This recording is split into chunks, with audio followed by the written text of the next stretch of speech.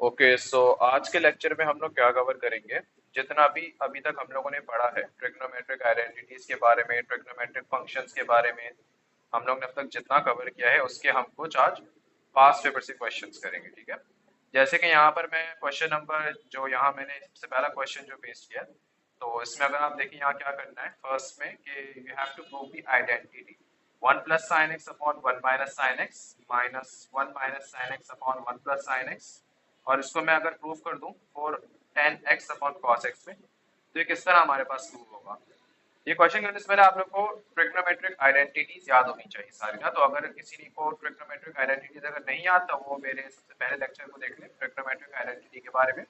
उसके अंदर मैंने कुछ एग्जांपल्स भी करवाई हैं ट्रिग्नोमेट्रिक आइडेंटिटीज के हवाले से, तो उसको पहले वो वाले लेक्चर को देख लें, ठीक है। तो लेट्स जस्ट स्टार्ट। अब देखिए इस क्वेश्चन के अंदर मैं फर्स्ट स्टेप क्या करूंगा, मैं एलसीएम ले लूंगा। इसकी एलसीएम ऐसे होगी कि ये एक तरह से क्रॉस मल्टीप्लिकेशन मेरे पास हो जाएगी, ठीक है। तो ये कुछ ऐसे हो जाएगा, one plus sine x multiply हो जाएगा वन प्लस साइन एक्स से, ठीक है। तो मैं इसको वन प्लस साइन एक्स का होल स्क्वायर लिख दूंगा, यानी कि वही बात होती है कि हम क्रॉस मल्टीप्लाई करते हैं और एंड में इन दोनों को भी मल्टीप्लाई करते हैं, दोनों डिनोमिनेटर्स को। तो ये वन प्लस साइन एक्स का होल स्क्वायर हो जाएगा, और ये इसी तरह से माइनस के बाद वन माइनस साइन एक्स का ये भी क्या हो जाएगा होल स्क्वायर। और डिनोमिनेटर में मेरे पास क्या आ जाएगा, डिनोमिनेटर में आ जाएगा one minus sine x into one plus sine x हो जाएगा, ठीक है। तो अगर हम लोगों ने अपनी आइडेंटिटीज पढ़ी हैं तो हमें पता है कि ये चीज किसके बराबर होती है।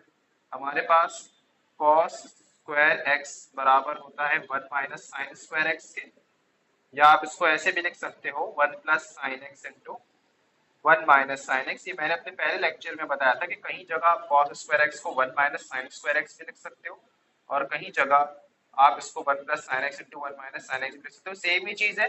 बस using the idea of algebraic identity number 3, a square minus b square is equals to a plus b into a minus b, हमारा one minus sine square x बन जाता है one plus sine x into one minus sine x, ठीक है। तो ये क्या बन जाएगा फिर आपके पास। अब न्यूमरेटर वाली चीज को मैं अगर मैं एक्सपेंड कर देता हूँ, तो न्यूमरेटर वाली चीज को मैं एक्सपेंड करके फर्दर कह दूं ए स्क्वायर, इसको भी आइडेंटिटी से ओपन कर देंगे, a square plus two a b plus b square, ठीक है। अब ये माइनस फ्रंट पर है तो सबसे पहले मैं इस ब्रैकेट को पूरा खोलूंगा, a square minus two a b, ठीक है, प्लस बी स्क्वायर। अच्छा स्टूडेंट्स अक्सर यहाँ मिस्टेक ये करेंगे, इस ब्रैकेट को हटा देंगे यहाँ पे ना, यानी कि इसको एक्सपेंड करने के बाद बोलेंगे सर ये जो है वो हमने अलजेब्रिक आइडेंटिटी अप्लाई कर दी, अब उसके बाद ये कि ये ब्रैकेट क्यों लगाए थे। क्योंकि मिस्टेक वो ये करेंगे कि यहाँ पे ये माइनस को फ्रंट पे नोटिस नहीं करेंगे, तो प्लीज ऐसे आप लोग मिस्टेक करें, ये ब्रैकेट जब तक नहीं हटेंगे जब तक ये माइनस अंदर मल्टीप्लाई नहीं हो जाता। तो ये आप लोग इस मिस्टेक को बस अवॉइड करना। स्टूडेंट अक्सर ऐसे करेंगे कि ये ब्रैकेट्स को हटा देंगे और फिर माइनस जो है वो सिर्फ वन के साथ रहेगा फ्रंट पे ना, तो फिर वो गलत हो जाएगा, क्योंकि आपने माइनस को ना इस केस में एक्सपेंड करके सब टर्म से मल्टीप्लाई करना है, ठीक है। अच्छा डिनोमिनेटर में क्या हो जाएगा हमारे पास, मैंने अभी बताया कि one minus sine x into one plus sine x बन जाएगा कॉस स्क्वायर एक्स हो जाएगा, ठीक है। तो मुझे प्रूफ क्या करना है, मुझे प्रूफ करना था four ten x upon cos x. मेरे पास डिनोमिनेटर में कॉस स्क्वायर एक्स तो आ गया, मुझे एक कॉस एक्स आना है, मैं अभी न्यूमिनेटर में कुछ वर्किंग करूंगा। तो ये फर्दर क्या हो जाएगी, one square is one plus two sine x plus sign square x, ठीक है। और ये माइनस, चले मैं इसको भी कर देता हूँ, माइनस को अगर मल्टीप्लाई कर दिया जाएगा माइनस वन, वन का square is one, and then minus minus plus two sine x. ये जो टू साइन एक्स कैसे बना, टू वन जार टू और two multiply by sine x become sine x, और माइनस इसके फ्रंट पे था तो माइनस माइनस प्लस हो गया, और ये बन गया माइनस साइन स्क्वायर एक्स, ठीक है। माइनस फिर साइन स्क्वायर एक्स से मल्टीप्लाई मल्टीप्लाई हो गया, तो देखो मैंने अब ब्रैकेट को खोल दिया है, ठीक है। ये माइनस मल्टीप्लाई हो गया तो अब आपने यहाँ ब्रैकेट को खोल दिया और अब सिर्फ इसको फर्दर सिंप्लीफाई करना है। तो ये minus sine square x plus sign square x cancel हो गए, वन और वन भी आपके पास कैंसिल हो गए, मेरे पास क्या बच गया, सिर्फ मेरे पास बच गया फोर साइन एक्स, यानी कि two sine x plus two sine x, और डिनोमिनेटर में कॉस स्क्वायर एक्स है, ठीक है। मुझे लाना क्या है, मुझे तो टेन लेकर आना है, ठीक है। तो मैं क्या करूंगा, क्या मैं इसको ऐसे लिख सकता हूँ फोर साइन एक्स और डिनोमिनेटर में cos x दो दफा मल्टीप्लाई आ रहा है तो cos x into cos x हो जाएगा, और ये मेरे पास क्या चीज बन जाएगी, ये मेरे पास बन जाएगी, मैंने आइडेंटिटी में पढ़ाया है कि टेन एक्स बराबर होता है sign x upon cos x के, ठीक है। तो आप यहाँ sign x upon cos x को क्या कर दोगे, टेन एक्स कर दोगे, तो ये हो जाएगा फोर टेन एक्स और डिनोमिनेटर में आ जाएगा cos x आ जाएगा। ठीक है, तो ये देखिए ये 4 मार्क्स का क्वेश्चन था, मैंने ये प्रूव कर दिया है। ठीक है, अब इसका पार्ट 2 क्या कह रहा है, देखिए अब पार्ट 2 में हमें इक्वेशन सॉल्व करनी है। Hence solve the equation 1 plus sin x upon 1 minus sin x minus 1 minus sin x upon 1 plus sin x is equal to 8 tan x for 0 0 से 1 upon 2 पाई।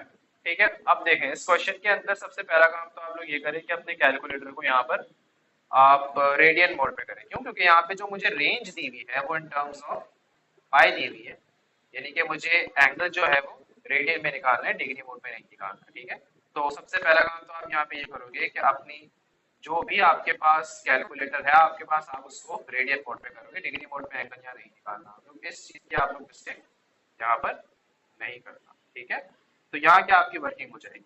अच्छा, लेकिन ये आपको फर्स्ट पार्ट से देखो लिंक कर रहा है। फर्स्ट पार्ट के अंदर अभी तक मैंने ये वाली जो चीज थी, जो मेरा क्वेश्चन था 1 plus sin x upon 1 minus sin x minus 1 minus sin x upon 1 plus sin x, इसको मैंने किस में प्रूव कर दिया था, 4 tan x upon cos x में मैंने प्रूव किया था।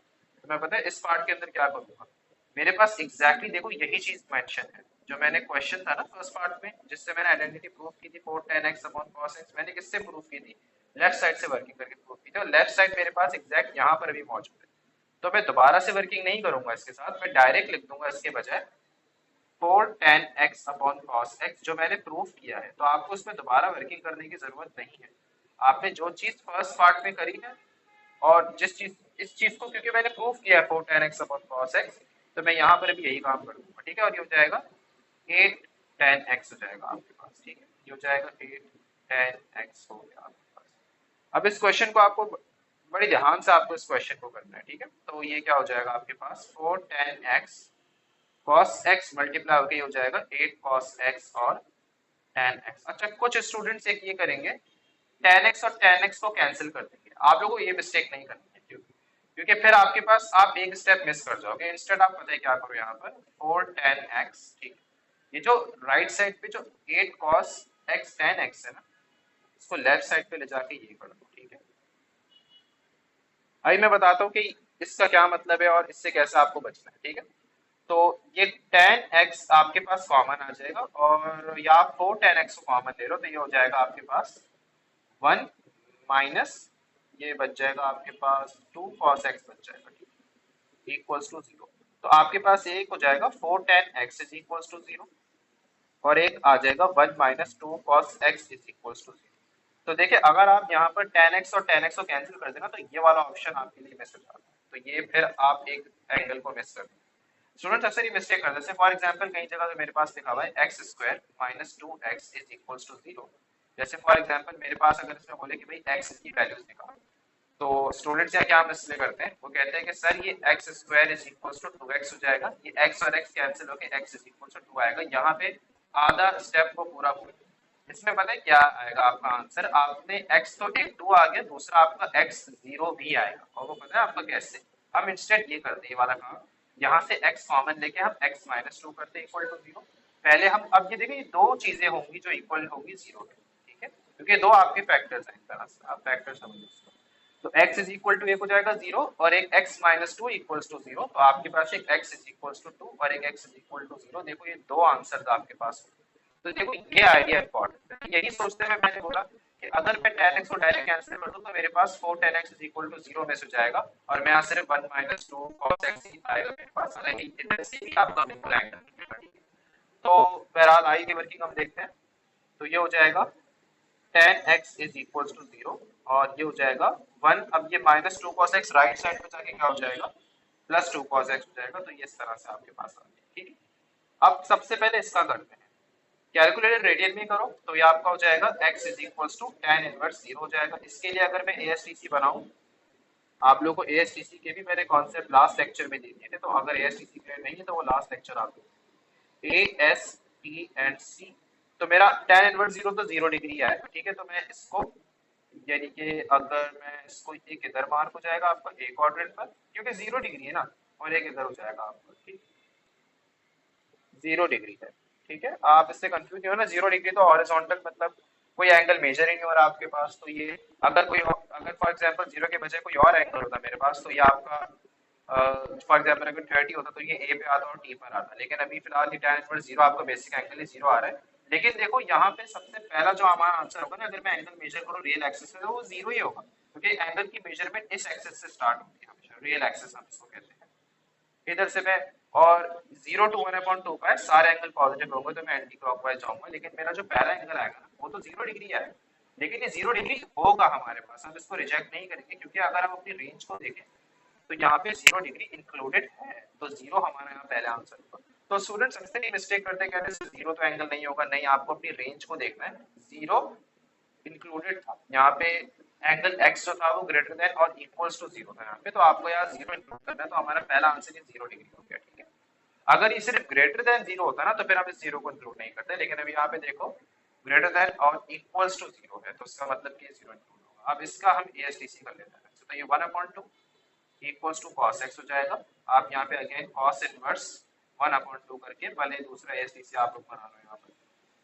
तो अब ये कॉस आपका पॉजिटिव है, तो ये ए और सी क्वाड्रेंट पर आएगा, तो ये ए पे मैंने first quadrant and then the fourth quadrant, cos inverse 1/2 radian में करोगे। अच्छा, ये मैंने 0 डिग्री नहीं, आप इसको मैंने यहाँ जीरो ही यहाँ पर कहो, डिग्रीज में हमें अपने कैलकुलेटर को नहीं करना है, तो ये जीरो आपका जो है ये आएगा, ठीक है। आप इसको जीरो रेडियन, क्योंकि 0 डिग्री में और रेडियन में तो सेम ही होगा ना, आप इसको 0 डिग्री बोले रेडियन बोले आप ये, ठीक है। यहाँ क्या होगा, cos इनवर्स 1/2, यहाँ आपको अपने एंगल को रेडियन में निकालना पड़ेगा, तो ये आपके पास आ जाएगा पाई/3 आएगा, और यहाँ कितना आ जाएगा, यहाँ भी आपके पास पाई/3 आ जाएगा। एंगल की मेजरमेंट कहाँ से होगी, रियल एक्सिस से, हमेशा हमेशा आपके पास इस एंगल से होगी। तो ये आपका पहला एंगल मेजर हुआ, तो ये कितना आ गया, पाई/3 आ गया, ठीक है। तो यहाँ आप मार्क कर दोगे that x is equals to पाई/3। दूसरा हमारा आउट ऑफ रेंज चला जाएगा, क्योंकि हमें जो रेंज दी है वो सिर्फ 1/2 पाई तक दी। दूसरा कितना हो जाएगा, 2 पाई माइनस पाई/3 हो जाएगा, तो वो तो पाई/2 से एक्सीड कर गया, क्योंकि हमें रेंज ही 0 से पाई/2 तक दी हुई है, हमें एंगल इन दोनों के बीच में निकालना है, तो यही तो हमारे पास आंसर हो, ये आंसर हो जाएगा और एक ये आंसर हो जाएगा, ठीक है। तो अब बढ़ते हैं अगले सवाल की तरफ। तो अब ये हमारे पास नेक्स्ट क्वेश्चन है, और इसमें क्या लिखा हुआ है कि show that the equation tan x plus sin x upon tan x minus sin x is equals to k, where k is a constant, और ये एक्सप्रेस हो सकता है as 1 plus cos x over 1 minus cos x is equals to k, ठीक है। तो अब ये आपका क्वेश्चन किस तरह करेंगे, इसके अंदर भी आइडिया यही है कि आप लोग अपनी आइडेंटिटीज को आपकी पक्की होनी चाहिए, ठीक है। तो ये जो मेरे पास लिखा हुआ है tan x plus sin x, ये मैं इसको अगर ये कह देता हूँ कि मेरे पास tan x बराबर है sin x upon cos x के, ठीक है। और यहाँ पर यानी कि न्यूमरेटर में मैंने ये चीज ऐसे लिखी है, and then in the denominator में यही काम कर दूंगा,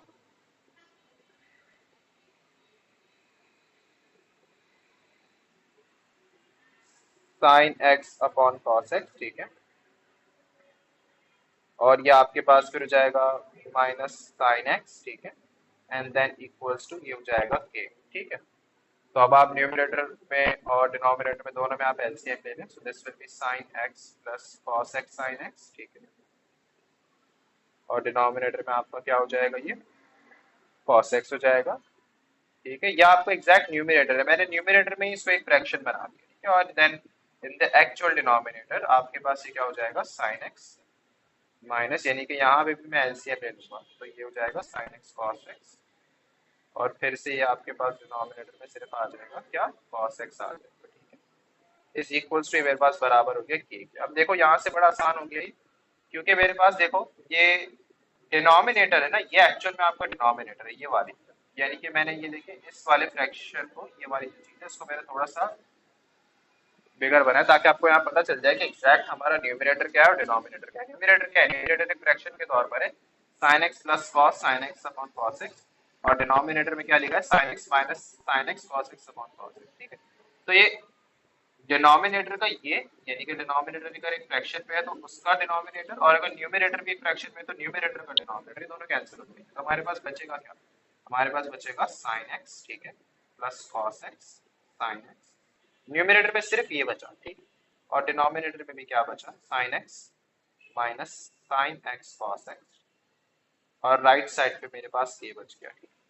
तो अब मैं क्या करूंगा, न्यूमरेटर, और क्योंकि मुझे सब चीजें अब cos में लानी, तो इसका मतलब मुझे sin हटाना पड़ेगा, तो न्यूमरेटर में से sin x को कॉमन ले लूंगा, तो ये हो जाएगा 1 प्लस cos x, और डिनोमिनेटर में से भी मैं क्या करूंगा, sin x को कॉमन ले लूंगा, तो ये हो जाएगा 1 माइनस कॉस एक्स, और राइट साइड पे हो जाएगा इक्वल्स टू के। तो ये दोनों कैंसिल होकर मेरे पास प्रूव हो गया कि 1 plus cos x upon 1 minus cos x. तो यही चीज मुझे प्रूव कर दी, ठीक है। तो इस तरह से आपको फिर हमें क्या करना है, एक्सप्रेस करना है कॉस एक्स को इन टर्म्स ऑफ के। बहुत आसान क्वेश्चन है, यानी कि मुझे कॉस एक्स को एक्सप्रेस करना है, कॉस एक्स को सब्जेक्ट बनाना है और इन टर्म्स ऑफ के मुझे लिखना है इसको, ठीक। तो आप इसको किस तरह करेंगे, ये जो चीज मैंने प्रूव करी है 1 plus cos x over 1 minus cos x, इसी के साथ हम वर्किंग करेंगे, ठीक है। तो आप अब यहाँ पे क्या करो, इस 1 माइनस कॉस एक्स को राइट साइड पे मल्टीप्लाई करो, तो ये हो जाएगा 1 plus cos x is equals to K into 1 minus cos. हमें कॉस एक्स को एक्सप्रेस करना है, ठीक है।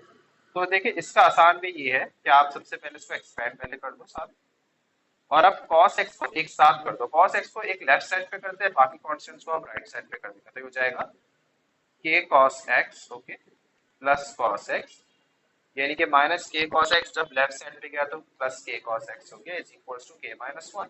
फिर हमने cos x को कॉमन ले लिया, तो ये हो जाएगा k plus 1 is equals to k minus 1। तो ये हो गया cos x is equals to k minus 1 upon k plus 1। तो cos x को मैंने एक्सप्रेस कर दिया इन टर्म्स ऑफ k। तो इस तरह के आपके पास क्वेश्चन देखो। अब ये आपके पास इस तरह का सवाल है, देखो ये भी लिंक है आपका, हेंस सॉल्व द इक्वेशन, यानी कि ये वाली मेरे पास इक्वेशन है, ये वाली मेरे पास इक्वेशन है।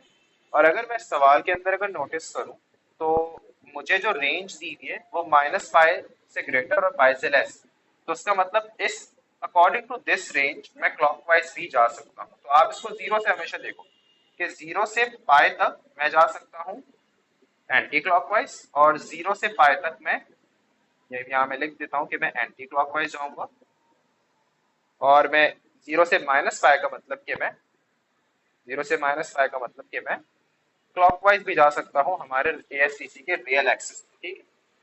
तो आपके पास यहाँ से क्या हो जाएगी भाई, अब देखो यही चीज जो है मैंने फर्स्ट पार्ट पे प्रूव की थी, मैंने इसको प्रूव किया था 1 plus cos x over 1 minus cos x is equals to के।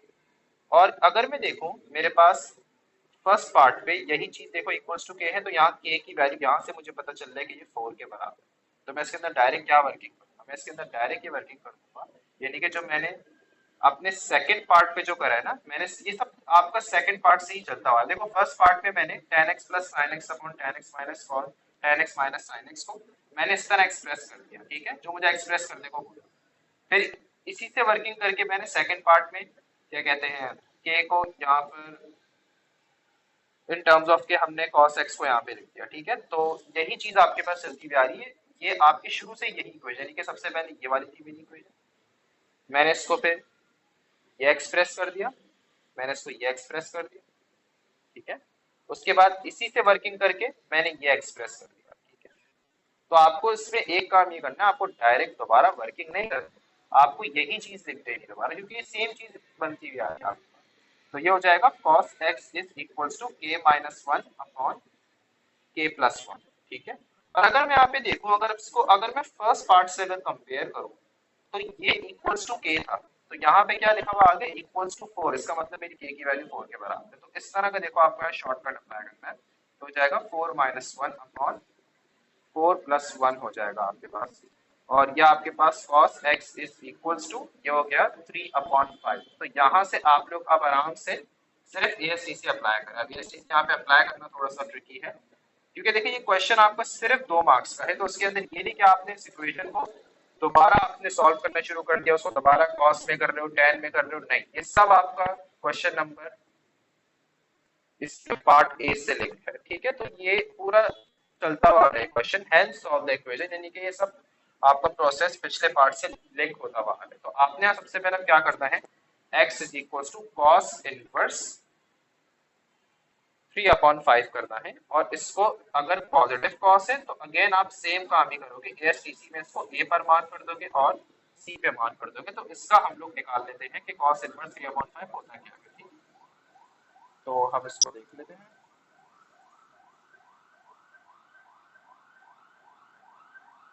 कॉस इनवर्स 0.6, तो ये हमारा 53.13 ये हमारा डिग्रीज में है। तो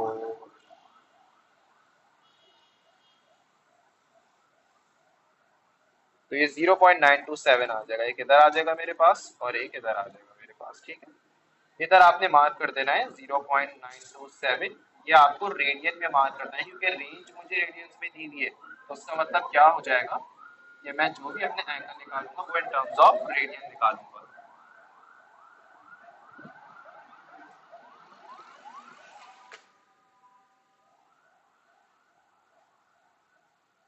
तो ये मेरे पास 0.927 आ गया। एंगल की मेजरमेंट होगी आपके रियल एक्सिस से।